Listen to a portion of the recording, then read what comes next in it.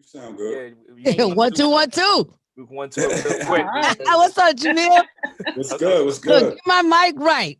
Is my mic right, Goo? You know your mic. You do this for a living, so you know you got all the equipment, everything. Yeah, I was about to say. Look, Mike. Look, Goo. I want you to, lace this. I just say it. Make sure I sound good. You know what I mean?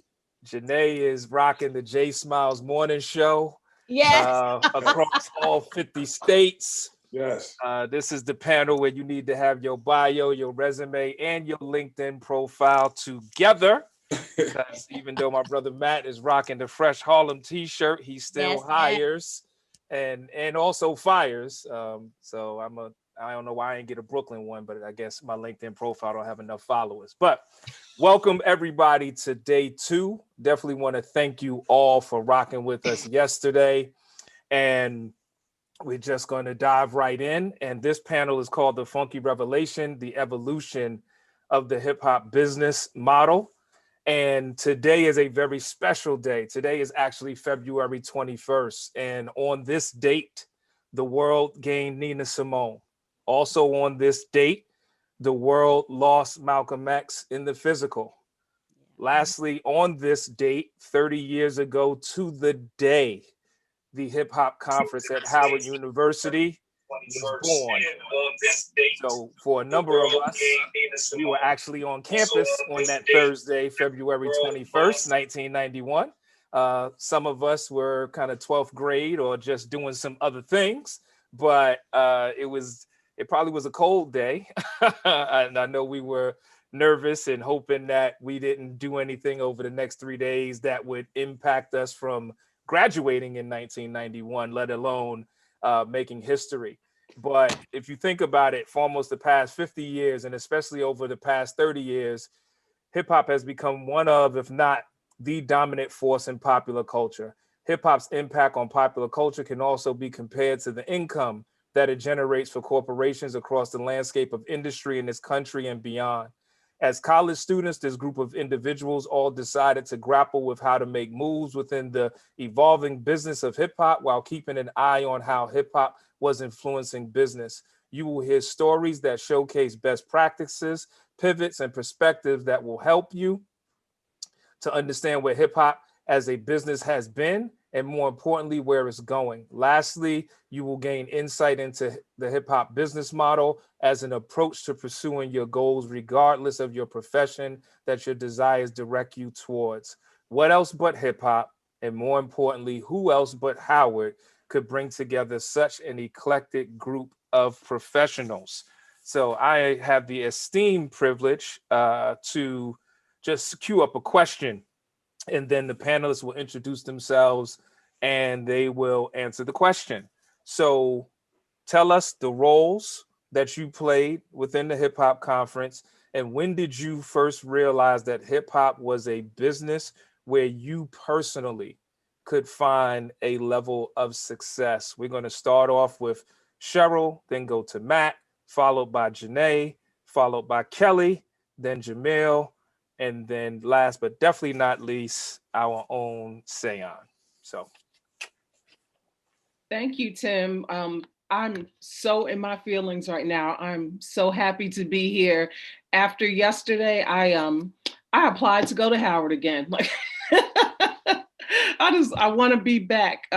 Just such great memories. So my name is Cheryl Brown Marks. I actually graduated in 91. So that first year of the hip hop conference was my only year, technically working there. And I was kind of a gopher. Like I was volunteer. I was wherever I needed to be. But I remember distinctly, somehow I ended up in the green room for most of the time. And just a quick story, like I just remember being in the green room, running, stocking sodas, juice, mints, like, whatever I had to do, greeting people and just hustling. And I think it was Daddy-O was sitting there, and he pointed to me. I had run downstairs, I got ice, and I was refilling, the soda, putting ice on the soda. And he looked at me and he pointed and he said, "This sister works hard. She is hustling. She works hard." And that one thing just put a battery in my back. Like I was kind of sticking my toe into music, you know, doing internships and things like that. But that was just, I don't know. I guess it was confirmation that I was in the right space and I was on the road to doing what I should be doing. So I had a ball. I worked hard during that conference and met a lot of people, but I just remember always being present in that space and not saying much, but just making sure that I was working. And I went on, when I graduated in May, I went on to get my first job at Jive Records, and I worked in the marketing department. And you know, I came to it with this mentality, like, just do your work, put in that brick, right? Put your head down and work, and you belong in a space. And I mean, I knew hip hop was for me. I just, at that time, I don't think I knew how big, like how much of my life I would devote to it and how much it would become a part of my life. Like, I really didn't see that until I was actually doing the work, you know, like 5 years down the road, 10 years down the road. Like, I was like, wow, I'm still in this game. And I remember when I started at Jive as an assistant, you know, people were coming into work that day, and Sophia Chang walked in, and they were just introducing me to people, you know, as they came in, like, hey, this is the new assistant. And Sophia looked at me and she said, I know you. Like, I've met you from, I don't know where. And we started talking, and it was because I worked in the green room at the hip hop conference. And that, it just made me know I was in the right space. Like, I was legit, I could do this, and I belonged in that space. And it was just the confirmation that I needed to just, you know, continue and make that my career. Thank you. Thank you. Mr. Middleton. Hey, what's up, everybody? My name is Matt Middleton, and I just want to say it's a pleasure to be here with, especially on this esteemed panel with my colleagues and friends that I've known for years. I practice entertainment law. I've been doing that for the past 25 years. I've been practicing law for the past 27 years, but I've been primarily focused on entertainment law the past 24, 25 years. And I can emphatically, without a doubt, without a question, state that the spark was ignited in me to pursue a career as an attorney at the hip hop conference. Like Cheryl, I graduated from Howard in '91. And my role at the hip hop conference was to moderate the panel with entertainment attorneys. And it was there at that time that I met some great entertainment lawyers who eventually became friends and mentors throughout my career. Kervin Sims, Bill Strickland, Kendall Minter, Louise West, who are all legendary in the entertainment law space. But I met them there as a student, and I was moderating the panel. I got to introduce them and meet them, and I just remember the room being packed and everybody answering all those questions. I mean, growing up as a kid from Harlem, like we all grew up on hip hop. I loved hip hop. I thought I was going to be an MC at one point in high school. I went to high school, Murray Burcham with Q-Tip and Ali from Tribe Called Quest, Africa and Mike G from the Jungle Brothers, Brother Jay from X-Clan. So it was always in us, the battles and everything, but quickly realized that wasn't going to be my career. And as a backup, I always wanted to be a lawyer, but growing up, the only lawyers that I knew were attorneys who went into court, tried cases, the Perry Masons and stuff. But it was at that conference where I met those entertainment lawyers, and I realized that I could merge the passion for music and the passion for wanting to be an attorney and pursuing a career. From that moment on, that was my focus. I attended conferences, the BESLA, the Black Entertainment Lawyers Association, and the rest was history. I've been fortunate to work with some extremely talented hip hop artists throughout my career, from DMX, Kanye, Nelly, Cameron, Fabulous, Shine. The list goes on and on. So nowadays, to the current guys, I've worked with Lil Uzi Vert and Young Blue and all the little guys and the youngs. And so everything, you know, it's been a great ride. But I definitely owe it all to the Hip Hop Conference in 1991 for creating that spark in me to pursue a career that I'm pursuing now, that I love and that I enjoy. So thank you guys for having me. No, it's a pleasure. But as of queuing up Janae, I have to repeat, you actually said I wanted to be an MC and my backup plan was to be an attorney. Right. That's only hip hop. That like only hip hop. All of us now who are parents, if our child tells us that, we would have to like hold our hands back. But it worked out for you. Thank God for the backup plan. Right, right. Next up, Jay Smiles in the building. What's good?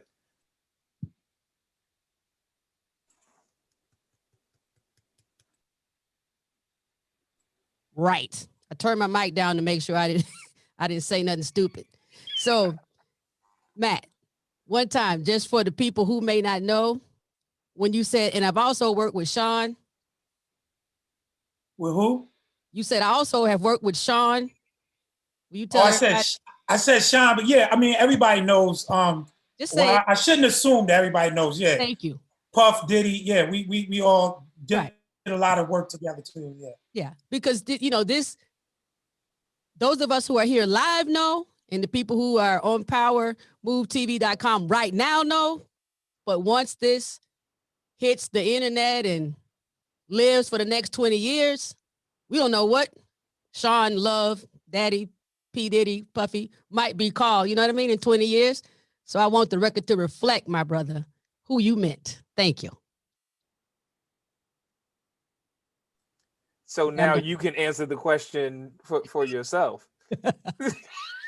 So that 20 years people will know who you are, my sister. Okay. All right. First of all, I could just hug and pinch everybody's cheeks for the next hour virtually. And my time here would feel very fruitful.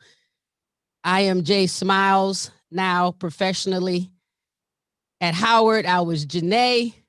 I'm still Janae. I was Jay mostly. I was at the first conference. I graduated in 94. So I went to all those other conferences too. But in the spirit of the history that we're discussing today, I did whatever they told me to do. I did not have a prescribed assignment. I was a sophomore. And I want to be real clear. I was a newly initiated Delta. Ceeon and Alberta Geisha Coker were my big sisters. And so there was a carryover on that do what they say that permeated right on over into this hip hop conference. I was fresh offline and that do what they say was strong. So I participated in literally any and every way that I could because I believed in the mission. And I was so excited. I started at Howard the semester after the protest. And I have to say I was mad about it. I was mad that I missed it, right? I started in the fall of '89. And I'm originally from Montgomery, Alabama. So I like a protest. You know, you start one up. If you just point me in a direction of where the gathering is, I am there. One shoe on and one shoe in the air while I'm running to put it on. Like I started my first protest in the 4th grade. And that we'll talk about that later. But my father's originally from Queens. And so by the time I was 9 years old, I was spending 2 and 3 weeks in New York with my grandmother and my dad's people. So I would come back to Montgomery, Alabama with all these 45s, you know, putting people on notice like this is music. All right, we got this Southern stuff, but this right here, listen to what they talking about. So I had a different approach to rap music when I came to Howard. And then to see a group of my peers actually having control over a conference to say, we're going to talk about law, we're going to talk about business and fashion and music and communication and PR, I was emboldened. I was an engineering student. So I didn't have any part of me who thought I had any kind of music, anything. I couldn't do, I I couldn't write a bar. I couldn't sing. Now, I could dance, but I'm more like the doing the butt style dance. I'm Southern, so I could, way before twerking was a thing. I had that on lock. But it was the camaraderie and the community that sucked me in for the hip hop conference. It was, we are students and we are doing something powerful. Nobody else is doing this. And we are, again, putting Howard on the map in our own way. Now, there was no way for me to know how big and how historical it would be, but I knew I hadn't heard of any other school doing it, right? My parents were both HBCU graduates, Hampton and Tuskegee. I had a lot of friends at other HBCUs. They weren't talking about doing it. So I knew that there was something exciting about it. And then the level of artists that, I'm gonna call them the C-suite, the executives of the hip hop conference were bringing in. I was like, oh my MG, what artists are coming? They're gonna be here with us. Like, this is the real deal. I want to be involved even more. So then, I had my assignments as a volunteer. Largely I was taking artists like to the green room. Cheryl, I didn't have an assignment of keeping the green room right, but I'm supposed to like walk them from the front of Blackburn to the green room, and from the green room to their panel, and from the panel back to their car. Or if I'm supposed to make sure they get down to the Howard Inn, that kind of thing. A lot of gophering, a lot of stuffing of packets, and a lot of proofreading of, does this look right? Pass out this flyer, put this flyer up on the wall. But the excitement was that it was us. I remember that kind of empowerment because I'm raised by civil rights activists. So the idea that the young people, in air quotes, are the ones who are taking control, that was so electrifying. So after Howard, I really was a straight engineer, engineering at Ford. Then I got my master's at Stanford in product design. I did that at Gillette, went on to become a lawyer, worked with the Cochran firm. Ultimately, my mother got Alzheimer's. And so that is what led me into comedy. I felt such a darkness and depression coming over me in caring for her. It became a full-time job. Boom.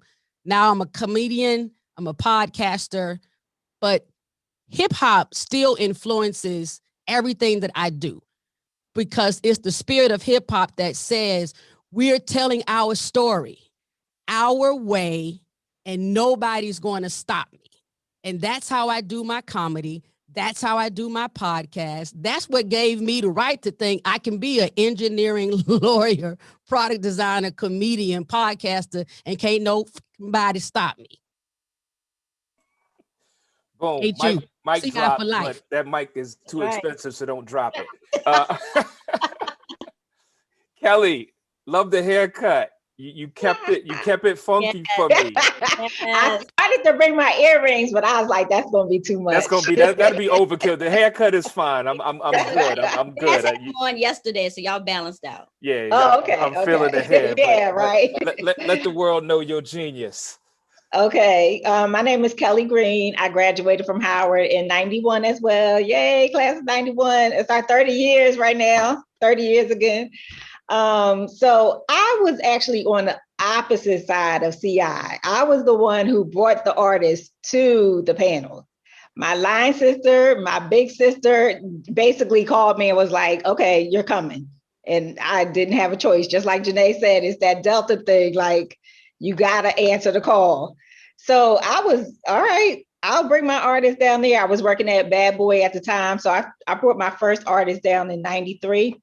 It was Total. And we always looked for a reason to get back to Howard. I know I did. And DC was always one of those top markets for hip hop. So it just made sense that our audience is right there at Howard. Howard is the Mecca. I'm an alumni of Howard. I got to bring my artist down there.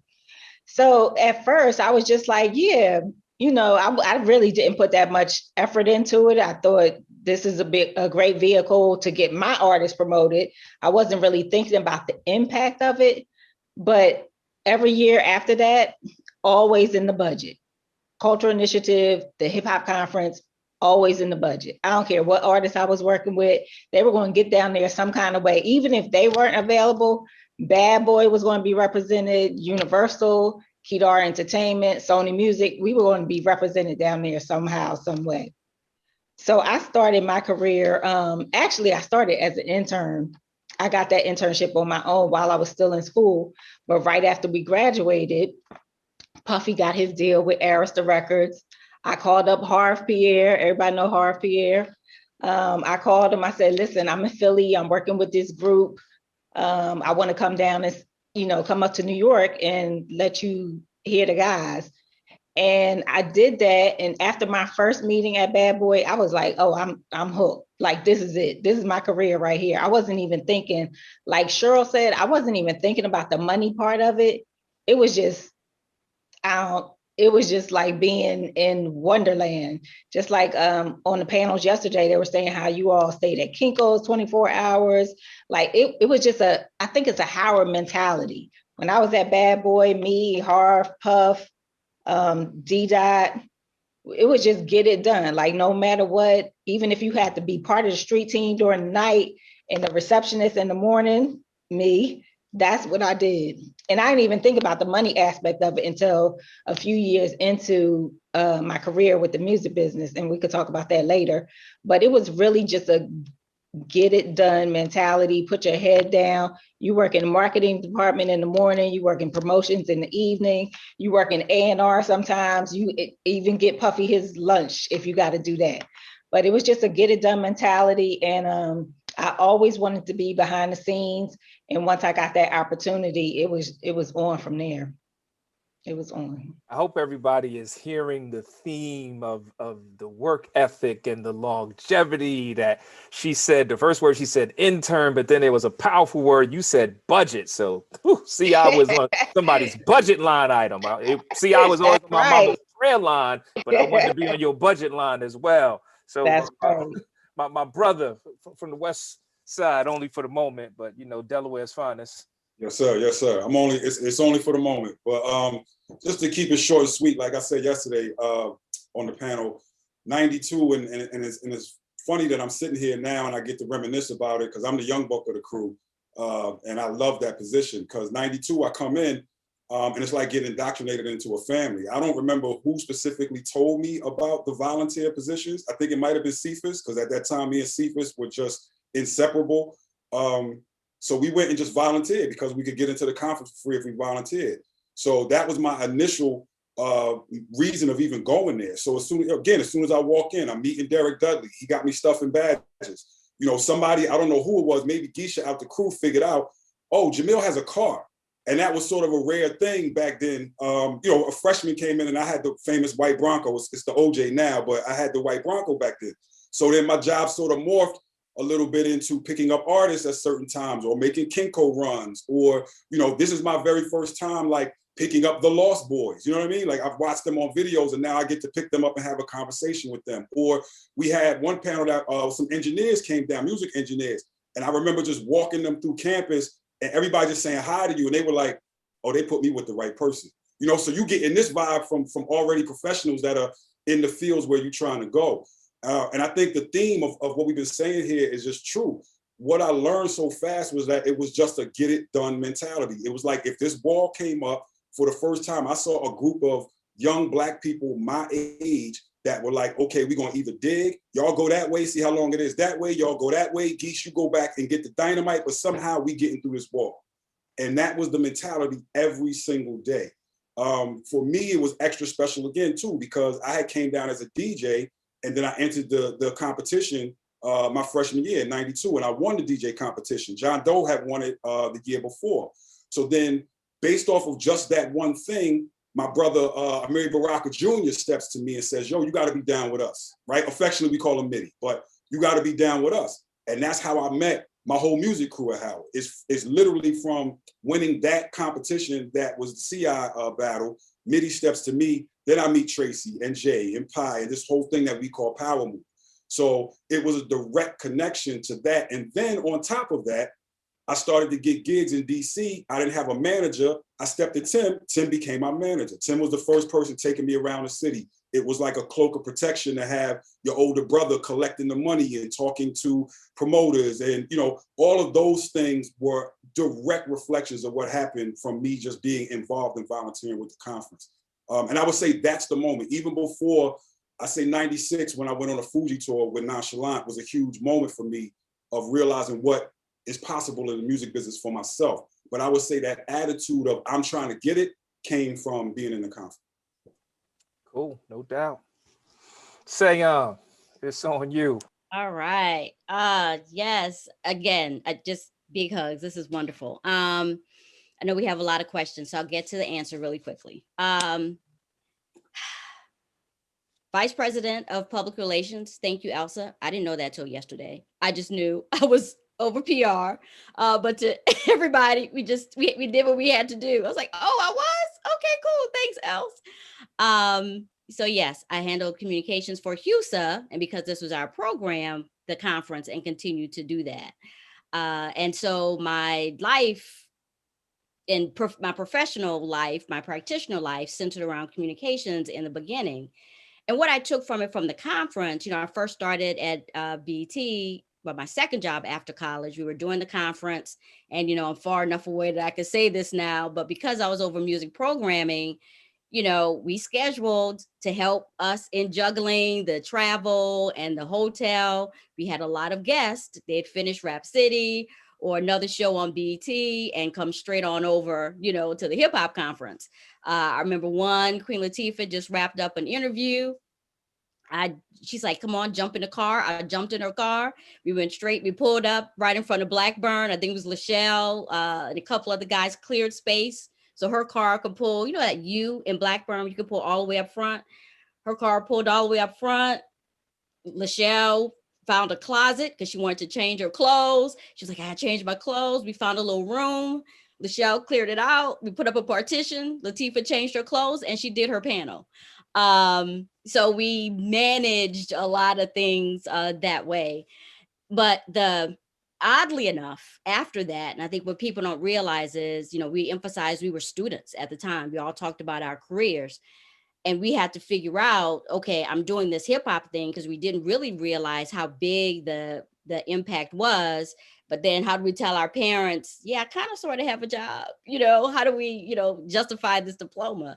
And my career, the struggle, Tim, that grit, that do it, I didn't approach communications the traditional way because of the hip hop conference. I always looked for the story. I dug in deep. I dug in where others wouldn't dig in. And that kind of put me on a different trajectory in that sense. So from, you know, city of New Orleans, city of Detroit, cabinet level communications, all the way to really where I'm right now in crisis, right? Communication with Katrina, BP oil spill. I remember fighting for a lady and her daughter who had a po' boy stand. They sold lunches to men offshore. Oil spill almost shut them down. Airmark, the big people had the food, you know, they provided food and they were locking her out. Fought all the way to the top to get this lady and her daughter just to serve lunch so that they could sustain themselves. That all came from what we did at the conference. To answer your question specifically about what do we remember that showed us that hip hop was really going to be sustaining and right, a real endeavor, I'd say two things. One, I remember getting a call. I met Keith Klingscales when he was in Baltimore trying to get his magazine off the ground, his business magazine. Invite him to the conference. We intersected at journalism. I offered him to moderate that journalism conference that year. We learned that Quincy Jones was sending someone to our conference because he was looking for someone to manage this concept of Vibe magazine. Mm. And he found that person and those people at our conference. And I said, what? Quincy Jones is sending people to our conference? You know, to look for, you know, and he has no fledgling ideas. That was one that made me really, really think this is building and it's going to be sustainable. The second, my last point, when I was in graduate school, this was our 93 conference. I think you referenced it, Cheryl. It might've been our 93 conference, maybe 94. I'm still doing PR. I'm in graduate school, College Park. Someone brought over our mail that we had, this brown envelope with a note on it. Friday, the producers want to premiere Friday during the conference. Take a look, Ceeon, see if you think we should air this. I took that VHS tape out in my little apartment and I looked at it and I said, oh, okay. Called Tim. I said, look, I think it's great. We might have some issues. There's a lot of smoking going on in this, but I think, people, it was cute. You're not going to say no. And so I remember putting the VHS back in the little envelope saying, hey, I think we should air it. And then we went on, I know we had to go through a few hoops to get that aired in Crampton Auditorium, but it didn't hit me until years later when I saw Friday at the cinema. And that's when it hit me that's what was in that brown envelope that I looked at on my little TV in grad school in the studio apartment. Those are the two things that made me realize. Okay, awesome job. So the way we're going to do this, there's like 3 main topics. And when I put them out, I think you'll naturally know which ones kind of fall into you, and then definitely open for everyone to chime in, because as you begin to introduce yourselves and talk about your walk, there's actually more variety in your professional spaces than I even realized. Janae had jobs for like 3 alumni. I just wanted to put that out there because it's like, oh yeah, I was an engineer for a few years and did product. That's like, yeah, I worked at Nike, then I did Adidas, and I connected with Puma. Had to represent my brother and say Puma last. So, but for this, I'm a queue up Kelly and Cheryl, but I know other people's experiences will be able to chime in as well.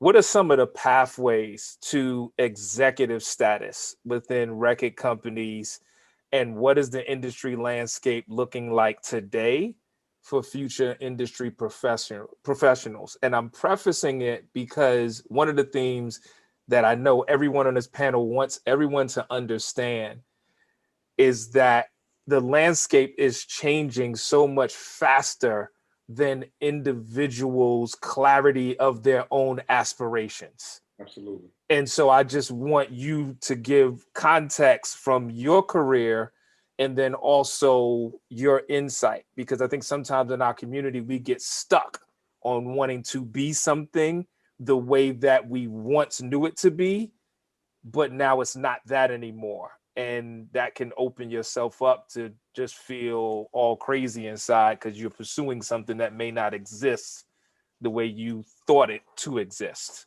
So Cheryl and Kelly, on you, and then definitely everyone else can chime in.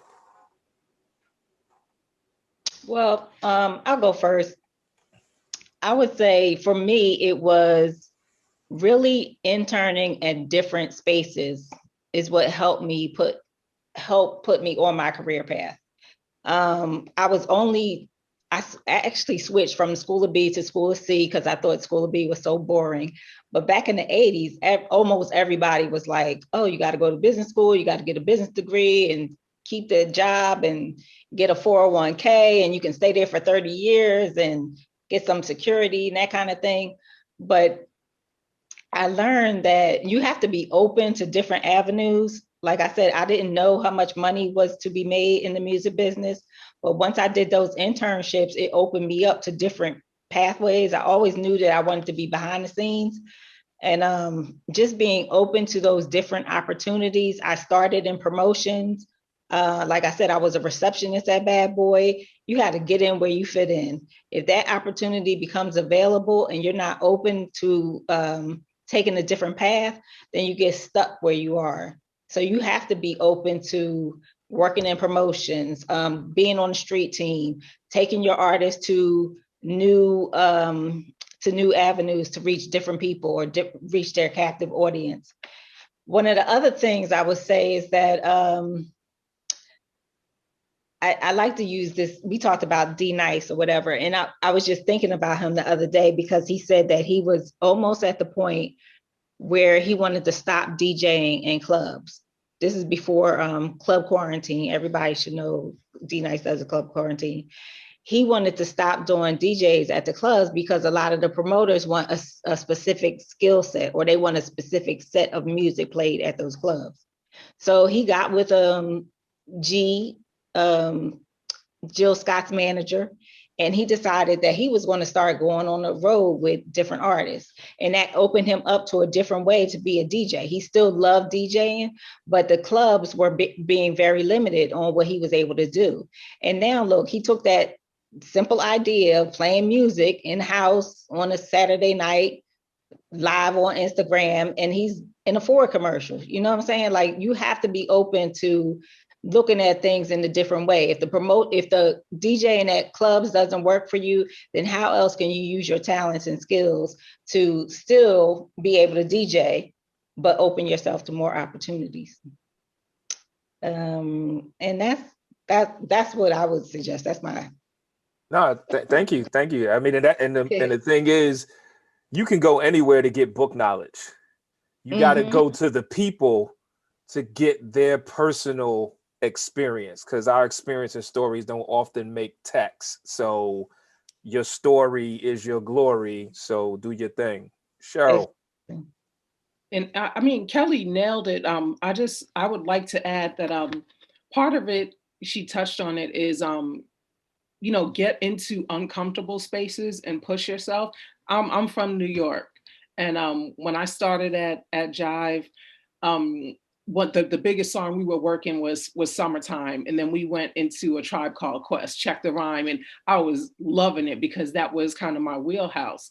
And as I started to really embrace working more and doing marketing specifically, I would start to fight for projects. But then sometimes, Kelly, like if you're a marketing person, a project is given to you. And I remember being given a project by Too Short.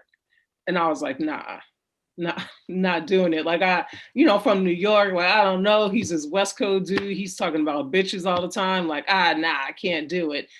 And I had to really, and they were like, you can fight all you want, but it's your project. Like, welcome, call up Todd and become friends. And that's what I did.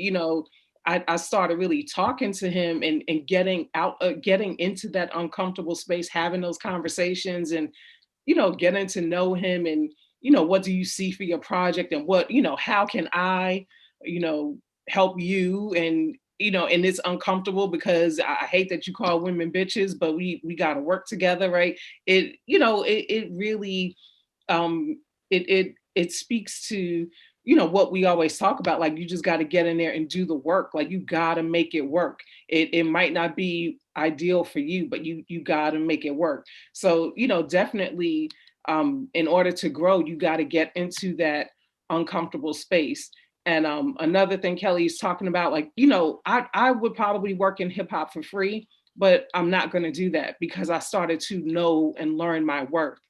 And I started to really pay attention. Like when I worked at a bunch of labels and Jive being the first one, then I went on to TBT, and then I ended kind of back at Jive, but on the gospel side with Verity. And we would say we had a gold standard, right? Before, when we would talk about shipping gold or shipping platinum, right? We had a gold standard. Like, we had to get 500,000 units out. That was just kind of the what the bar we set for ourselves. And then when I started adding all of that up, like, wait, we're shipping platinum. I mean, we're shipping gold, we're shipping 500,000 units and then getting 200,000 in reorders within a week. So we're at 1 million units. Like, I have my hand in this from the jump, right? I was part of the conversation from the beginning. So what's my cut? What do I get? Don't placate me with a plaque. Like, I love my plaques, like, and that's great. But if you love me, say it with cash, right? Like, I need to know my worth and not be afraid to ask. And that is another, uncomfortable space to be in. But that's something that I mean, I learned that at Howard, right? Because a closed mouth will not get fed, right? And that kind of carried me through. But that's another part. Like when you talk about becoming an executive, you can't just sit back, whether it comes to, you know, money or promotion, you know, whatever it is. Like, you know, I could have sat around and been content to be, you know, just a marketing manager or whatever it was, but I was always pushing, like, how come I'm not a director? How come I'm not a VP? How come this person made VP and they get to do this and I'm not getting it? I'm putting in my brick too. So that's definitely something that you always have to think about. Tim, can Gotcha. I say something real quick? Yeah, go That ahead. just Go ahead. reminded me of a story about being uncomfortable. And of course, you don't want to work for free, but you have to open yourself up to those different opportunities. But when I decided that I wanted to move to New York City, I don't even know if Matt remembers this, but he was going back to New York City from New York. I mean, no, he was going back to DC, I think, something like that. He was coming from DC, going back to New York. And he picked me up on the way because I was in Philly at the time. It was Memorial Day, I want to say 1992. He picked me up, took me to New York so I could start interning at Bad Boy for no money. I called my line sister. She allowed me to sleep on her couch up in Harlem. And that's how I started my career. I was going to figure that shit out. I was like, I'm going to sell all my furniture. I know Matt is on his way up to New York. Come scoop me up in Philly and drop me off in Harlem because I know that's where you're going. But those kind of things, like you have to be able to do that. And again, understanding your worth. Once you get into it and seeing the opportunities that are out there, understanding your worth and going for it, asking for it. Matt, I'm going to come to you. Cheryl, you might be the only person who could say they worked with Too Short and Kirk Franklin. Y'all can put together the commonalities in the name and the height. So the irony is not lost on me. Like I went from Little John and Get Low. I think I needed Jesus at that point because then I started at there you go. After that. That was a different window and wall. But Matt. That is all Jay Smiles approved. Thank y'all so much. I'm writing this down. Thank you. Matt, for you, as a career an attorney, and we were talking about executives, and I know and I'm pretty sure along the way you might have been tempted or persuaded, like, hey, why don't you become legal counsel at label X? And you took your executive journey was different, but you still was connected. So build off of the question, but speak about your intentionality and what you had to stay focused on, because I'm pretty sure when they was offering you that, they wasn't giving you no intern money to sleep on the couch. Right. Well, two things, but before I answer that question. So Cheryl, I think we should blame you for making those artists successful, because so that's one thing. We're gonna blame you. I love Too Short. On the low, I love Too Short. So but just to piggyback on the executive thing, because there's a reoccurring theme. And I even applied this when I started my firm, in the late 90s, like, if you know that you want to pursue something and you want to do something, I think sometimes we all want instant gratification. It's just because you know that that's what you want. So your mind is made up and you expect things sometimes overnight. And that's just absolutely not how it works. When I look at the executives currently now at the top of the game in the music space, and I look at where they all started, let's look at Sylvia Rome, started out as a receptionist. Mark Pitts, now the president of RCA, was interning, living in Puffy's crib in Scarsdale. Ethiopia Haptemariam was an intern at BMI. Like, it doesn't happen overnight. Like, you have to get in where you fit in. You heard Kelly's story. Me and my late partner, I knew I wanted to be an entertainment lawyer. When I graduated from Howard Law, nobody was hiring lawyers in the entertainment space right out of law school. It's very, very rare, very hard to get. But I'm frustrated because I knew this is what I wanted to do. And me and my late partner at the time, Ed Woods, we had met Gerald Busby at a conference in Atlanta. sweated this guy, like drove him crazy. Like he's like, oh, I'm about to go, I'm gonna be in DC. Why don't you guys meet me there? We drove to DC, didn't meet him. Like he gave us a runaround. He said, oh, I gotta be back in New York. You guys are coming there and meet me in New York. Went to New York. Wherever he was, like we chased him up and down the East Coast. But the point that I'm trying to get is, one is just, you have to be persistent, but two, realizing that it's not going to happen overnight, and you just got to get in where you fit in. When I started my practice, I wanted, we hired lawyers, and I had all the lawyers start out answering the phone. Like, what I'm saying? These are lawyers, like out of law school, whatever, they were answering the phone at our practice. It was one, there was a certain level of humbleness, but two, you don't realize you're getting to learn and know everybody that's interacting with the firm by answering the phone and just learning the business, learning what we're working on.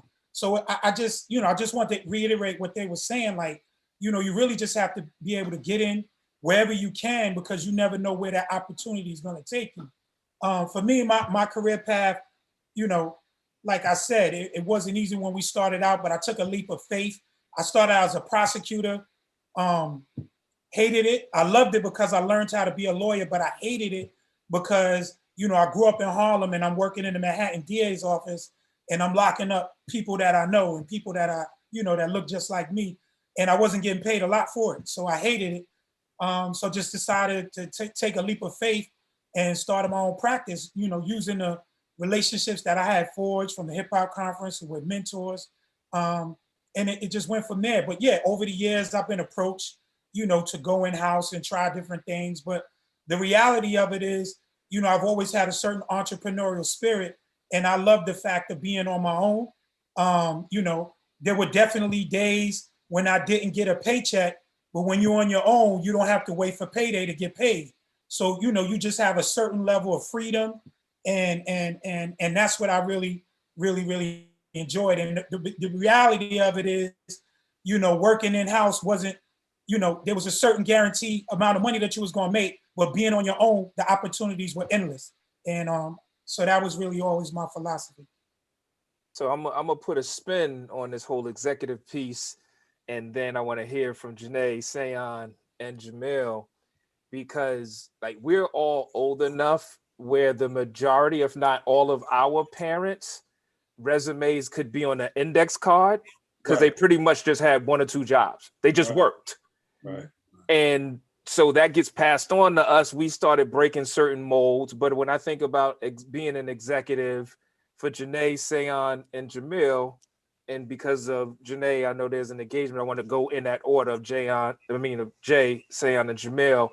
How did you all know when to leave?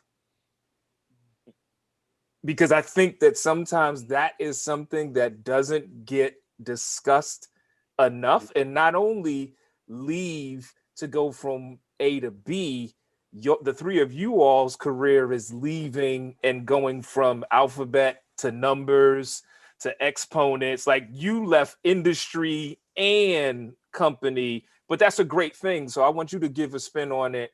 Like how did you know when to leave? First thing is I got to shout out my big sister also, Kelly Green, right? That back in 91 with this whole, I was a fresh Delta, still doing what I was told. All right. I didn't, she wasn't like as involved with the conference that year, but still that whole, you better do what Geesh and Ceeon are telling you from where she was not on campus. Anyway, not involved with the thing, but I'm saying all of them in that ethic is in there. So shout out to my big sister. So yes, knowing when to leave is very hard. It's very hard, but part of it is I think I'm wired that way, but a lot of it, Howard and the conference and the cultural initiative continued that idea of you're not wrong to listen to your voice. And that's what I was saying at the top of my intro. To me, that's what the hip hop culture is. That's the difference between that's a rap song and I'm a part of hip hop culture. I'm Gen X. We started this. It's ours. I don't care how many commercials y'all make. You don't know what I'm talking about. You not Gen X, so whatever, sit down. Anyway, so Howard and then CI and Hip Hop Conference just said, Jay, you're not crazy for wanting your voice to be told, for wanting to lead your own life, your own way, on your own terms.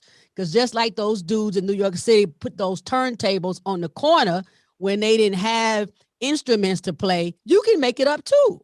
And so it just kept giving me strength. And so I was an engineering major, and it was as a student, I was supposed to go directly to law school. And it was as a student when I realized I didn't want to go directly to law school, because I started trying to interview and they were telling me, oh, yeah, your little engineering degree is cute, but if you come to this law firm, you're going to be a lawyer. And we don't give a damn about your little engineering degree. That's just going to be something cute that we might let you go into, say, patent law. And I was like, that's going to be boring as hell. I don't want to do that, because I'm just going to be talking to people about what the widget used to be able to do, blah, blah, blah. And so being a part of this culture, this mentality, this, everyone has said is you get it done, you find a way, whatever it takes. The first time my mama didn't talk to me in my life was when I called her to say, I'm not going to law school. I got to figure out how to be a toy designer. That was my first thing. And it was a professor at Howard who told me, take a sheet of paper. On one side, write everything you're good at. On the other side, write everything you love to do. Whatever is on both sides, that's what the hell you do next. And I have been using that simple process every step of my life. Whenever something gets to the point where wake up in the, whatever I'm doing starts to feel old and I'm not inspired and it's just about the money, whenever it feels like it's only the check or only the plaque on the wall, I know I'm not living my purpose. My ancestors did not fight to come down from Africa to make it across the Middle Passage, to make it through slavery and Jim Crow for me to cash no damn check. That's just not how I'm made. That's not how my brain works. So that's what pushes me. And then I think about stuff like what we did at Howard. And I say, oh, Jay, you can't go out like that. And I literally chump my own self. I like pledge myself. I'm better than this. I'm bigger than this. I'm better than this. And I say, well, what you going to do next? What do you want to do? And so I make sure that I pattern my life to not have regret. That's a big deal for me. The failure will never be that I didn't try. So going from toy design and then to law, but the big thing is always, can I sleep at night with me? I've never tried to be a model. I didn't try to run a cipher. I didn't try to be a chef. So while I've done a multitude of things, I've been as passionate about each and everything. They're the same things that I cared about when I was a kid. And all of them, every single one is about improving the lives of the masses. In engineering, in products, in law, I was in plaintiff's law, trying to do better for you hurt these people. How do I make corporations pay? Because your product screwed the hell up. And in comedy, I'm the conscious comic. I ain't talking about bitches and hoes and your man left you and you supposed to go and cut that girl's throat. That is not my comedy. No, I ain't doing that. Everybody's mama could come to my show and be proud to be, oh, you know what? We can be proud of that young sister right there. So that's what I'm trying to do in my toys, in my podcast. That's how I get my energy to go forth, is through the ancestors. I really tell myself those stories when I feel my life getting stale. Beautifully stated. Ceeon. All right. Leaving is hard, right? I won't, leaving BT, and I won't go into the long story, but for context for everybody that's listening, except for Janae and Guru, remember, guys, we graduated in the middle of a recession. So when we graduated, it was tough coming out in 91. So I thought I had an industry job. I did. And long story short, it fell through, didn't have it. Godmother came, saved the day. I reached out to my old intern person. I interned for Dionne Warwick's foundation, and Dionne Warwick in LA, reached out to her person who was in DC, got a job. Janae can attest, helping a church automate their offering system, making $200 a week, riding the subway or carpooling. Because I didn't get my job at BET the first time. I got it the second time, right? So I get to BET, I'm carpooling, not a whole lot of money, but I loved it, right? I'm in PR.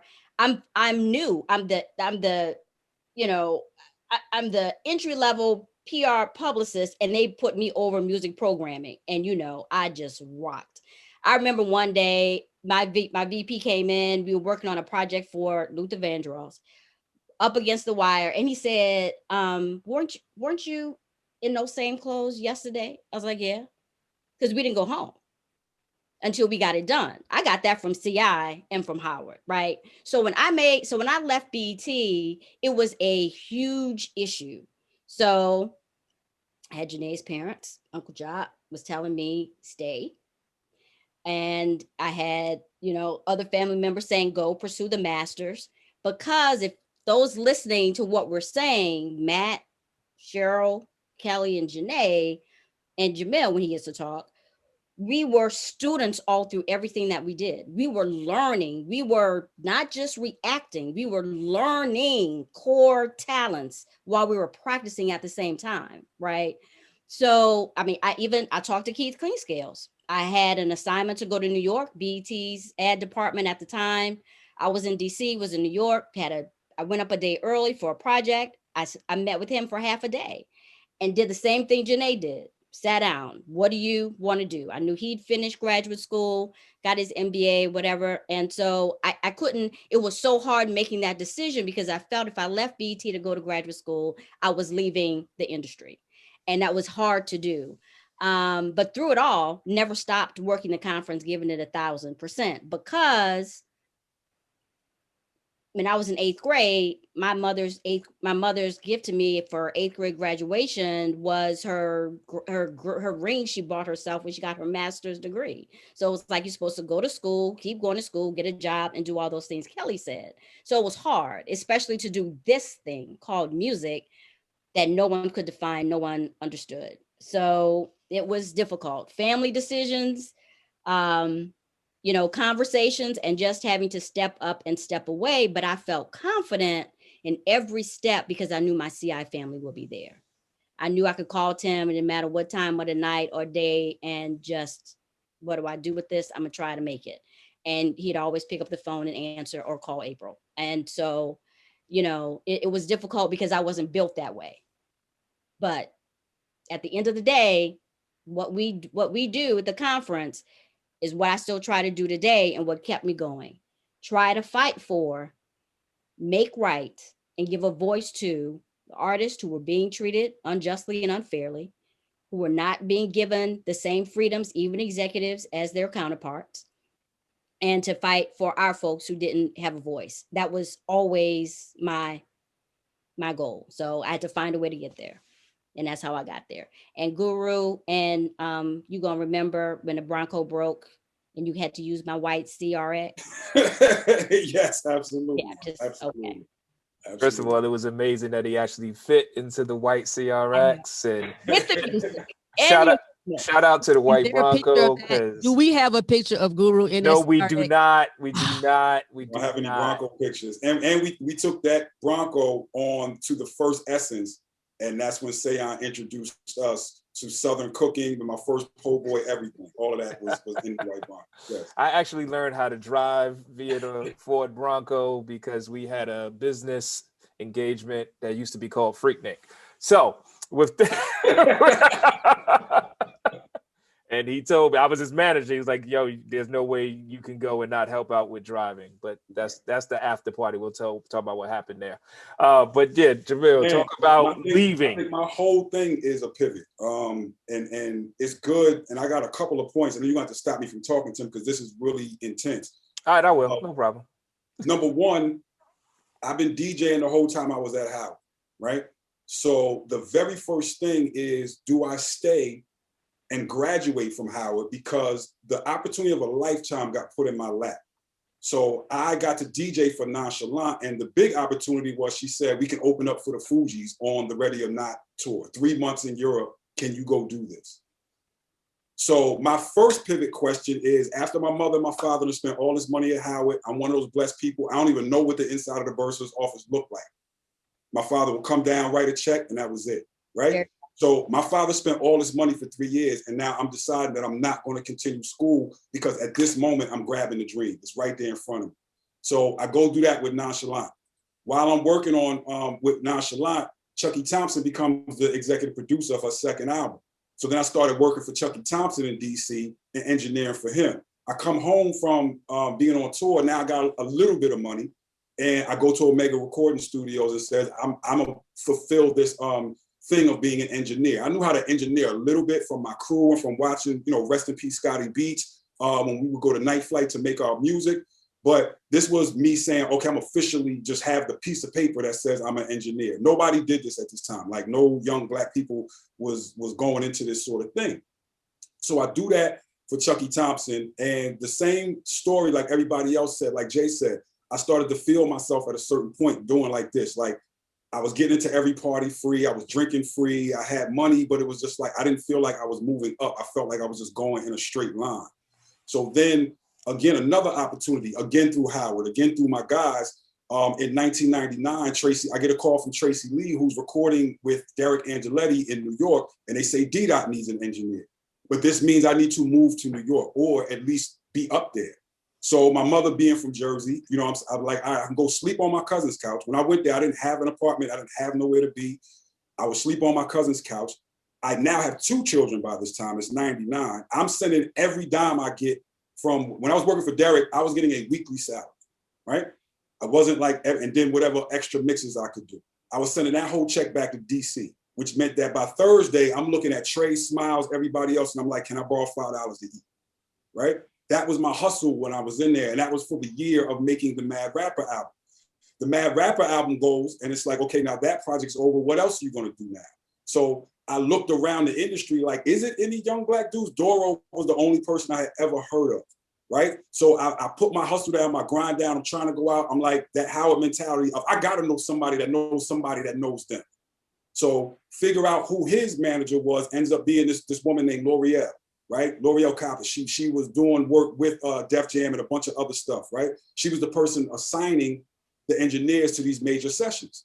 So the day that I get with her, the very next day, she has me in a session with DMX, the very next day. So it's going from one step to another step and knowing like when to pivot. Then it was a thing of, okay, now that I've gotten into this thing, I've been around New York City. I know all the people that work in all the studios. I was always nice to every assistant. Engineers back in the day, they used to really like, for lack of a better word, they would shit on the assistants, excuse my mom. You know what I mean? They go stand in the corner, do this, do that. Then it was shocking for people that it's a young Black dude. So Memphis Bleak walk in the room and he like, you the engineer? I'm like, yeah, cool. Then my training of being with my crew the whole time, engineers are supposed to sit here and be quiet and press the button. I'm looking at Bleak telling him like, you can say that rhyme better. Because I've been doing that for years with my crew. Everybody critiques everybody. So with him seeing that, he was like, oh, I want that dude back. Then eventually a Jay-Z comes over there. And then Jay-Z asked me to solely be like, okay, I know you out here rocking, but can you come work for us at Baseline like solely? So then that starts another decision of like, oh yeah, I'm gonna go over there and just rock with y'all. And it starts the whole Rockefeller career, right? Of taking care of all of that music. But then another thing that happened, Jay takes over Def Jam in 2003, him in LA. Jay asked me to come up there A&R. So I come up there and I'm like, immediately as soon as I sit in I'm like, I don't like this. This is not how I work. I don't A&R from my office. I hate the paperwork side of it. I'm making a point to say you got to kind of test things to know what you like and what you don't like. And there's sometimes that we look at these titles and go, oh, but what executive of what? Like, what do you really do? What do you like to do? Don't just look for the title. Look for something, like Jay said, that makes you happy every day, but that also really means something. So the pivot is... Pause for 1 second, because I want you to speak about something right there. Mm-hmm. And then Janae, I know you got to get ready to go. So if you just want to get your little nice bye together, do that. Talk about being in a position. So you, at this stage, you're working with Jay-Z. Mm-hmm. Anybody else in other industries, you could be working with someone you respect. Talk about, because you had to then tell him no. Well, I went to him and I said, and still be able to maintain the relationship. Because a lot of times you think about it, we find ourselves to avoid confrontation. We just go with the flow. And I remember you like, yo, Tim, I don't like sitting at this desk, but my man is the president. Like, talk about that. Right. So the one thing that I did, I'm lucky in the fact that Jay-Z is a very grown individual mentally. So we've always had a great rapport in terms of Chucky Thompson taught me how to work for my friend. And that's a skill that some people don't have, or to work for someone younger than you are, or just maybe 2 or 3 years older than you, right? Because you sometimes can't separate. If we out in the club and me and Chuck is in the club and we getting drunk, that's one phase. If we at work, he's my boss. And we need to really understand how to work for us. That's one thing Chucky taught me. So that helped me when I needed to talk to Jay and say, look, I'm not really happy up here. So if it's a way to like let somebody else do this, or like I A&R from the studio, I like to create music. One of the things you were saying earlier about not wanting to do the Too Short album, it's like sometimes you work in marketing, you just get handed a project. You had nothing to do with the way they created it, nothing. You got to market this thing. My thing is creating the music, right? And I let other people come up with the ways of selling the music, but I got to give it to you first. That's the biggest number one. The number two part about that is at that moment, I was trying to inform everyone in that building about what was coming and nobody could see it. And I was like, if y'all don't see what this internet is going to do to our business, if you do not see that we are handing our business over to Steve Jobs, if you don't see that iTunes is just a website, if you don't, like, we're literally handing this over. So I was trying to get the whole ship to pivot, and the ship, it wouldn't pivot because it was so focused on this one thing of what we're talking about. Because for so many years, us as a music business, we thought we were selling pieces of plastic, vinyl, cassettes, CDs. No, we sell intellectual property. The medium by which that intellectual property comes to you doesn't matter. So we, as an industry, we missed the pivot. Pause, because you did the perfect segue, because we got about 15, 16 minutes. Janae, do you want to quickly say goodbye? Can you stay? We can't hear you. We can't hear you, Janae. Thanks. Guru, if you could finish your intellectual property part and then pitch it back to me, that would be awesome. I don't want to stop in the middle of his intellectual It's property. only because that intellectually, where he is going is the next and last segment. Okay. And otherwise, because either get out now or you're gonna be here talking about pivoting the boat about the lead. You know what? And that's why you the president, and that's why you handling things. I appreciate it. Okay. First and foremost, Jay Smiles has a virtual gig about them coins that starts in a few minutes, and so that's where I'm leaving. But my heart will be right here with you all, and I'm gonna go back and I'm gonna watch the rest of it. My closing, I don't even like saying closing. I'm starting to shake. That's how much I don't want to leave you. This is crazy. Like literally, I'm getting a little moist in my armpits. This is a mess. That Howard CI thing, this is crazy. Okay, I am having a physical reaction to saying bye to y'all early. All right. I'm a professional. I can do this. Okay.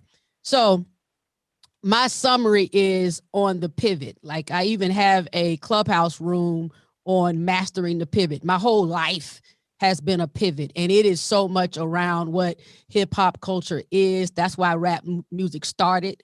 It was a pivot from being able to have your voice out there. That's what the kids in New York couldn't. They didn't have a way to talk and tell what they were feeling. So what I want everyone to know, at least from my story, and hopefully it will encourage others, is you already have everything you need to lead the life of your dreams. It's inside of you. You may not have the path all perfectly figured out. You might not know precisely when and where. You might not have the technology or the resources, but you have the will, the grit, the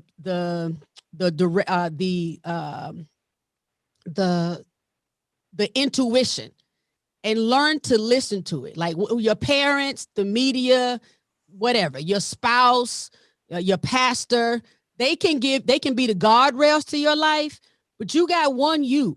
And you got one time on this earth as whoever you are. I don't know if you believe about coming back as other people. I don't have nothing to do with all that stuff. But I mean, you got one time to be Tim, one time to be Matt, one time to be Cheryl, one time to be Jamil. That's it. I got one time to be Jay. And so don't waste your life trying to be somebody else. If that voice keeps telling you and it's getting louder and louder and it won't go away, there's a reason for that. And the world needs you to show up and play that position. And if you don't play that position, we are all suffering. Like if Matt wasn't doing his entertainment thing and Guru wasn't doing his engineering DJ thing, what the hell? We don't even know what Jay-Z would sound like. Can you imagine that? Just think for a second. Like all of Jay-Z's music has been finished and master engineered by Guru. We know that, but the world doesn't. This shit wouldn't even sound the same. So listen to it, because you're actually being selfish as hell if you don't listen to your voice, because the world is then missing that piece. You're a piece of this masterful puzzle of 8 billion people. And it is hard. And maybe you don't throw your whole life away at one swoop. It's little small baby steps, you know, so you look back a year later, it's been somewhat of a drastic change. But take a chance on yourself. You are worth it. I'm Awesome. Jay Smiles. Awesome. Thank you so much. So much. So as we looking at the time, like, see, we could have ended it right there, but we going to hit another point. And Jamil, and for this, I want to hear from everyone. Also, quickly, shout out to PowerMove. Lance, if you're moderating PowerMove. the chat, Everything. the chat. If people have questions, please, they can begin to put them in. I'm gonna be honest, I'm not sure how we're gonna be able to grab them, but we're gonna try.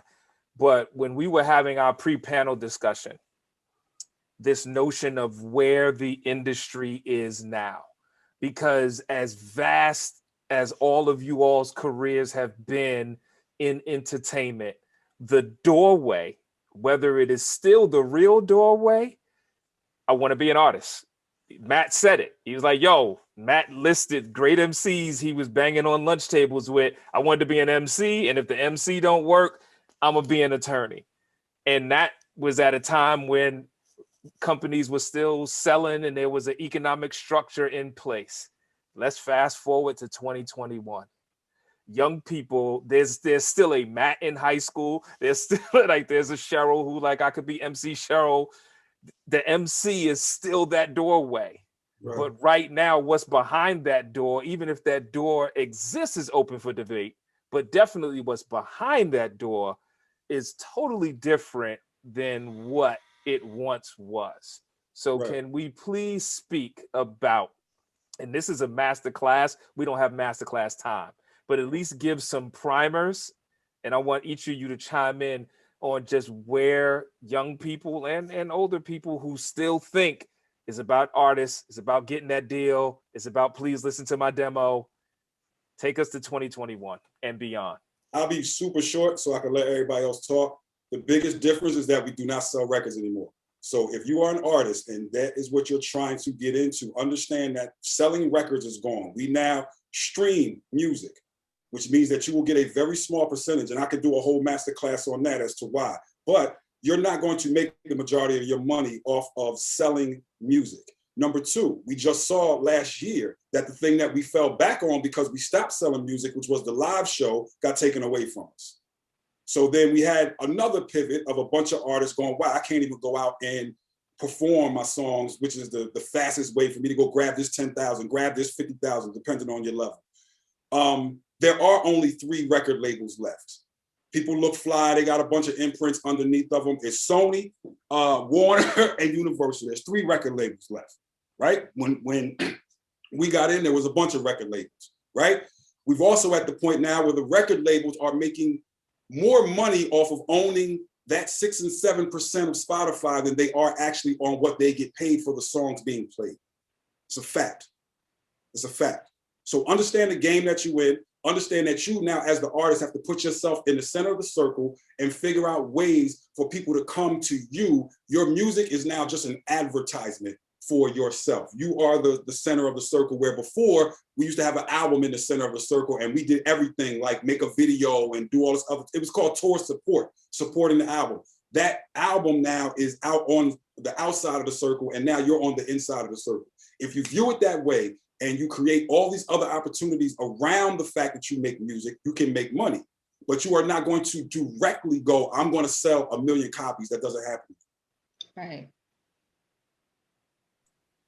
Just flow with it. Go, because I'm Y'all getting jump in questions. on- So yeah, no doubt. I didn't want to take up all the time because I could be here forever. So No, definitely. But Nah, we was enjoying you go on and explaining it. But I'll just add that also with technology, you know, for an artist, you know, because I get people to still to this day come up, yo, I want a deal. And with technology now, like there's really no reason to necessarily always be trying to pursue a deal, getting a deal. Mm-hmm. Like you can record your album. I can record an album right here on my computer in my home, upload it to Spotify, Apple, SoundCloud, YouTube in a matter of minutes. Go to my Instagram, go to my Instagram and my Twitter, let all my people know that my shit is out, right. and they can start going from there. Like there's the gatekeeper that used to be 20, 30 years ago is not there anymore. So, you know, the opportunities are endless. You don't have to go the traditional route. And, you know, now being independent is not for everybody. Right. You know, everybody can't be independent, but you don't have to force yourself to just be beholden to getting a record deal anymore. I think that's the biggest. So Matt, in like maybe 15 seconds, the tip of the answer, how has then the relationship between you as an entertainment attorney changed? Because part of that, like you said, they're coming to you like, Mr. Middleton, can you help me get a deal? But there still is a need for you because clearly that's not a virtual background. You're in a house, so you're doing something. Yo, Tim, you hinting on something, and I don't even know if you intentionally meant to do this, but me advising a young artist, what I just said, is not to my benefit because I get paid when I do record deals or publishing deals or whatever. So me advising them, yo, you don't necessarily have to do that. It's not benefiting me.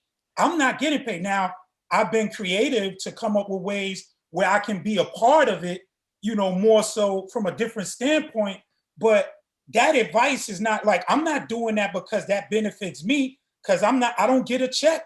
If they don't do a deal, I'm not getting a check right up front. So, you know. No, so I was saying, I wanted opportunities too. Exactly. That's what I wanted. I wanted you to touch on the because you had to pivot. Yeah. So that's what other I'm saying. opportunities, Tim. That's the biggest thing. So as much as I keep trying to say this so that people don't stop thinking about just the regular record deal. Like now I gotta go to Matt because if I sat in my room and I made the song and then the song gets popular, the ways that I'm getting compensated, those things I need to check with a lawyer, right? I don't really, especially as a young Black person or a young person just in general, I don't really understand all the verbiage. There's plenty of times where I don't understand the verbiage in my contract and I got to sit there and break it down, have my lawyer break it down.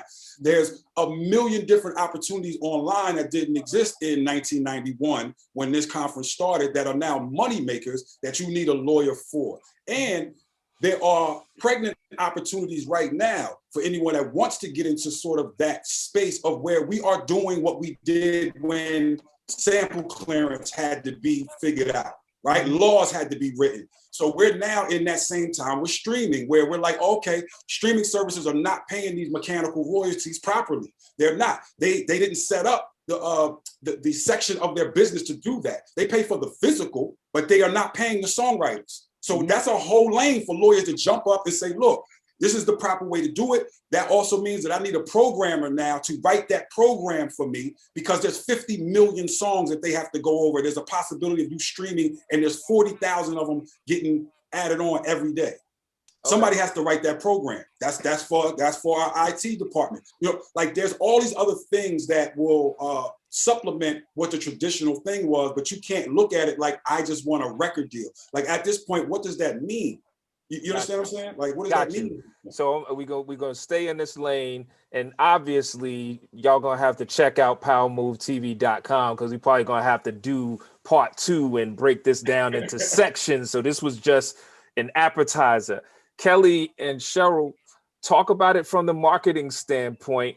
And Ceeon, I'm gonna throw the alley-oop to you to bring us home because you are chief of staff at an HBCU where I am pretty sure there are a whole bunch of students who are in college but still have 1990 Jungle Brother, Tribe Called Quest, Flavor Unit fascinations of this concept. So we're gonna go marketing, Ceeon, and then there's a question because there's a school in Philly. So Kelly, there's a school in Philly that want to know how some of you all can come probably virtually and speak to them. But y'all hit these points and then we'll round it out from there and then wrap this session up.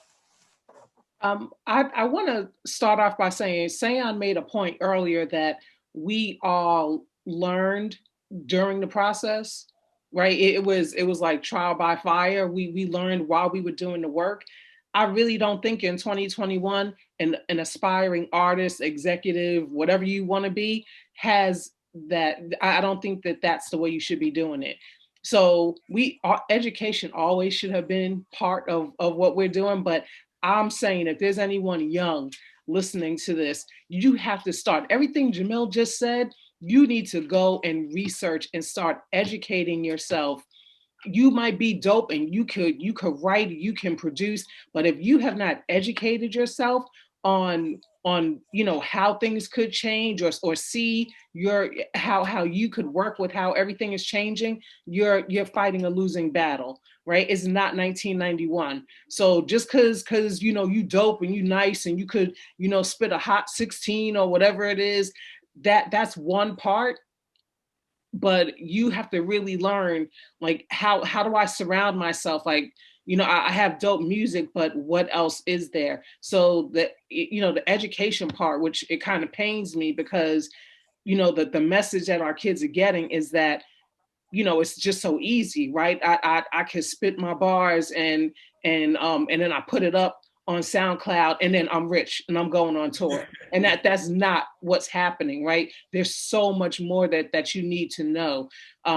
So I just want to go into the fact that, like, it pains me that our young people are being turned off and pushed out by education, because that's the key, right? You got to start, and it's basic education, right? You have to be able to stay in a learning institution to be able to continue to learn, right?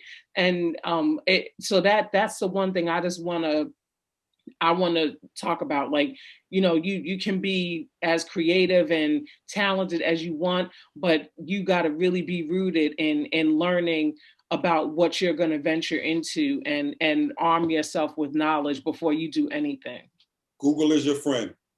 Yes. World information is right there. So spend a little less time on Baller Alert and Google what you need to do. That's right. That's right. I just wanted to say, Tim, that point needs to be enforced too. I'm sorry for cutting you off, Kelly, but I think the main thing she just said, there's a lot of producers now who sit in the room by themselves. There's a lot of kids who like this on a screen. yes, The main thing that I got from Howard was my community. that's right. So if I don't do it, this person do it, that person, where do they go to get that community of people? That's another problem. They don't go outside. Got you. One thing I wanted to say, I'm so glad you brought it back to the marketing point, because I was going to bring up branding. And like Guru said, you're not just selling your music. Like Rihanna never, ever, ever has to put out another record again. And she's good. She's good. Her kids are good. Her grandkids are good if she does it right. Like, it's not just about the music. You want a record deal? Like, why? Who said that you had to have a record deal? I don't even know. I swear to God, I got a call from a 50-year-old who's managing these kids out of Philly and asked me, what should he do? I'm like, pick your poison. Like, you either going to hustle hard or hustle harder. Like Matt said, everybody don't need a deal. Everybody doesn't want a deal. You got to think about what works for you. but building your brand will help set you up for the pivot. Speaking about pivot, you got to be able to go in many, many different directions. I'm gonna give you an example. Megan Thee Stallion.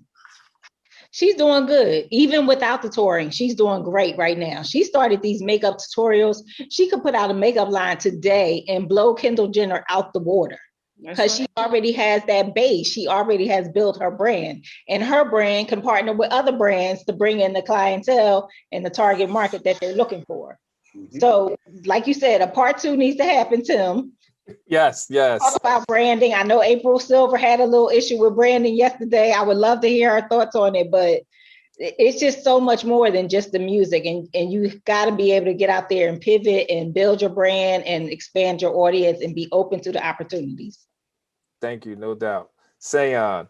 Right. So the heart of what we're all talking about, and it's a couple of quotes. And Cheryl, I'm glad you said that. So because we're speaking the same language, you have got to educate yourself. You have to learn. You have to prepare yourself. But in the pivot, because it's going to happen, there's this quote that I love by Sadie T.M. Alexander. Shout out our first national president of Delta Sigma Theta. She said, that door is not going to open for me. I got to break that door down. And she said that generations ago. It hasn't changed. Understand that door is not going to open for me. I've got to break it open. Also, I'm gonna stay in the back for a history a little while longer. We used to know about George Washington Carver and say, oh, the peanut. He solved a problem. Students, Benedict College, we have a cosmetology makerspace. We're changing around our bookstore. Students are going to operate the bookstore. The first day they walked in there, I said, this is not about you checking out t-shirts and keychains. Step back and look at this as an owner. From an owner's perspective, what does this look like? Yes, we have a cosmetology makerspace. You do hair in your room. All of our kids have talents. It is not about just making your side hustle money. What is this industry going to look like in 10 years, in 20 years, in 30 years, to Guru's point? We've got to start showing our kids and helping them to see what is it going to look like 10, 20, 30 years from now, and how are you going to own that thing? It's not about us just being consumers, as Bell Hooks tried to warn us about commodifying our culture about 15 years ago. Gotcha. We are great consumers, owners and controllers, and that's the heart of what the conference was all about. That's why we were all able to pivot, right? Because we understood that thing. And so I landed, Tim, as you said, where I love to be in service to historically Black colleges and universities, HBCUs. Love that space. Love it. Because that's who we were and who this next generation is. But they're already coming to the door to us with the hustle. They're already coming to the door to us with talents and with skills. So what we have to do is, how do we take it and then help them launch? So even for us, speaking to my educator, right, in higher ed, we also have a pivot. Because we also have to think and challenge ourselves. What is this industry going to look like 10, 20, 30 years from now?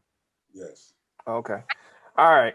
So we have a couple of questions, and I'm going to try to throw them out so we can wrap this up, like maybe within the next 5-7 minutes.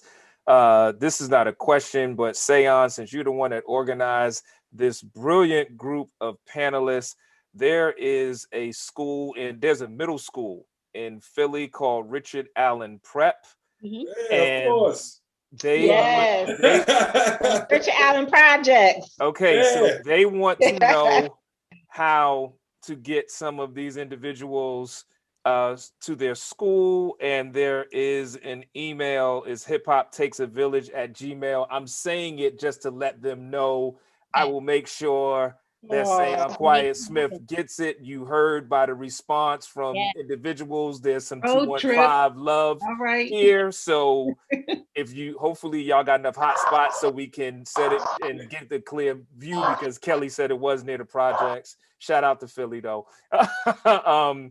Matt, I want to throw a question at you, and then I'm gonna throw a question to the other group, and I just gonna single out people only because of time. Matt, you being an entrepreneur, and you touched on it about the difference in the payday. how, just any tips on how do people manage their money and invest in themselves? And I know that that is such a loaded, heavy question. I'm doing my best, brother. It's I mean, you make sacrifices. You make sacrifices for what you want. I mean, obviously, you know, there were definitely a lot of hard times. You know, a lot of things that I might have thought that I wanted to purchase or buy or do, and that, you know, you make sacrifices and I didn't do them, or, you know, it made me be more creative in figuring out a way to do those things. You know, whether or not it's carpooling, I think people said, or whether it's not, you know, sleeping on couches and sleeping at somebody else's house, like, to figure it out, or going back home and living at home for a while. Like, you just do whatever you have to do to figure it out. No doubt. It's all about sacrificing. But there's one thing I want to say, because I was listening to everybody and all these thoughts just keep coming up. You know, when we did the hip hop conference 30 years ago, it was all about, you know, like, we're putting on this conference about something that's really like a hobby or something that we like or something, you know, it wasn't, nobody thought of it as this global business. Right. The Global Music Report put out last year, the music industry generated over $20 billion last year. When the report comes out in the next month or so, it's probably going to be north of $25–30 billion that the music business generates. 5–6 years ago, the music business was dead and stinking. Yes. It was dead and stinking. You know what saved the music business? Hip hop. Because when Guru said, when everybody started streaming music, it was hip hop music that the kids were streaming. Billions and billions of streams. And that was what was generating the revenue that was saving the music business. It was hip hop music that turned this whole ship around. So something that started out as a hobby, you know, for us to put on that conference to now, where it's a global business where hedge funds are investing and purchasing catalogs, like, it's serious, serious business, man. Which ties back to the education. 2 quick points, and then I'm going to have each of you end by answering this question and we'll be done. There was a comment that said that Cultural Initiative should do a virtual tour to bring this knowledge to HBCUs.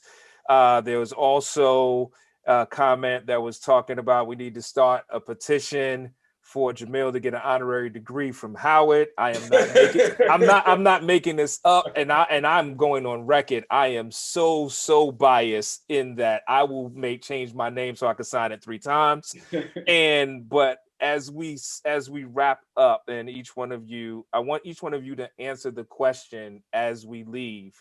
Given where arts and entertainment is now, what are you most excited about? Kelly, I'm gonna start with you.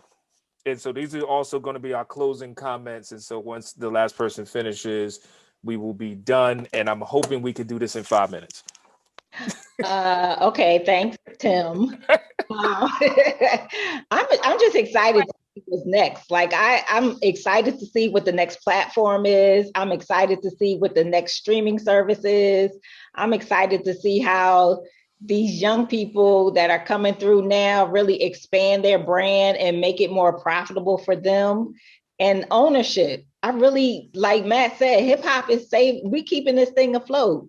When I was in the industry, our budgets were minuscule compared to those pop artists, but we made it happen. And this was before cell phones. This was before social media. This was before Instagram and all of that. We made it happen and kept those labels afloat. So I would love to see us take much more ownership in our music, because this is our music and we are killing it right now just through mainstream marketing and branding. Definitely. Jamil.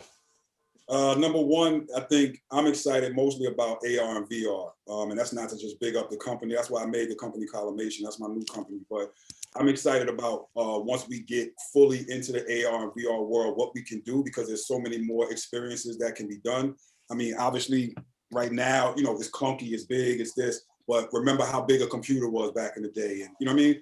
is going to get better. It's going to be this is going to be the size of just regular glasses. So you're going to be able to have all these experiences, and then you can also look at that as where there's places for you to make a check there, right? So just I think AR/VR is going to be the next thing. Cool, thank you. You know my address. That should be in the mail because I need to see Rhapsody in full VR next time. Cheryl. So, real quick point. You know what else is 30 years old? And we talk about pivoting and how hip hop changed the landscape of things. SoundScan. I just looked. 1991 is when SoundScan was officially brought up, right? First started, and it turned hip hop and music on its head, because if I remember, and I'm dating myself, but I remember pulling that report, and the #1 album was not country, it wasn't pop, it was NWA. It was hip hop. Coming straight out of Compton. That's right. Whether you love it, hate it, whatever you felt about the content, it was hip hop, and it changed everything we were doing in that moment. So for Matt to say, years ago, 5-10 years ago, we were struggling and everyone was looking to lose their jobs in music, and hip hop again was that crucial part that turned the industry around. So that's what really excites me, is that it's undeniable, right? It's not going anywhere. It's undeniable. We have, we just have to harness this generational wealth of talent and intellect and make it work for us, because it's not working in our favor necessarily. We're not reaping all the dividends that we should. But I'm just excited that it's I will bet money that the next pivot or the next crucial change in music is going to be centered on hip hop. Awesome. Ceeon. Boy, I'm excited to see, what's going to be the next innovation in that spirit of ownership that's going to come from this intersection of our students at HBCUs, because I believe in the talent that's there. Because unlike any other student anywhere in this world, our students have just this innate, we know how to make lemons out of lemonade, we know how to survive, and we know how, we just know how, right? We've been beating the odds since our very inception, right? But when it comes to, and I think we haven't gotten all the way there yet, and I think we're going to get there, for that spirit and in the spirit of entrepreneurship that's built in hip hop, it's going to be an explosion. Awesome. I think we're getting there. I'd like to see us speed up. Gotcha. But I really want to see what's going to be the product of that, because we're starting to see it a little bit, Okay. So that's what I want to see. And I'm gonna stop. How appropriate that the attorney gets the closing. I was gonna say closing argument, but we ain't arguing. so you could close for us, sir. Now, I'm excited about Guru's honorary degree. I'm actually texting Dr. Frederick now. Oh man, thank you, brother. I co-sign that. I'm excited about the technology. I'm excited about people, having more ownership, because obviously having more ownership, you're going to have more control. Unlike Guru, I knew all about the Bursar's office. I camped out there without, waiting for it to hit, when the eagle lands. But I just think, to see where everything has come over the last 30 years, it's definitely, you have nothing but to be excited about the future. You know what I mean? I got into this business because I got tired of hearing the stories about the artists that created the music that we love, growing up. And then you hear all of these stories when their career was over and they had nothing. They were broke or dead and stinking. And I looked at, it was either because they had the wrong people in their corner giving them advice. And then sometimes it was therefore too, because they just didn't listen to it. But that's something that's been driving me still. Like, to have clients that have something to fall back on when their career is over. So I'm excited about where things are trending and heading now. Gotcha. So we're wrapping up. We're done. Listening to what everybody just said in our own lines of business, let's continue to charge people for what they did to the Cold Crush. If you don't know what that means, then you've been on the wrong platform for the past 90 minutes. But salute to John Doe, who was hosting back. Lance, let's get some music pumping. We got one more panel, which is actually the Cultural Initiative story, where you get to hear from Geisha, April, Ceeon, and myself. This has been an honor and a privilege to moderate. Ceeon, thank you for giving me this opportunity. I was nervous. I was like, you got check writers on here, and Cheryl, she's been bossing me around as of late. So it's love. It's all love. All right. Listen, Too Short, Kirk Franklin, and Tim. There you go. Peace, everybody. Hey, it's good to see everybody, man. Love y'all. All right. I love y'all. Guys, good seeing you. Good seeing everybody. Good seeing you.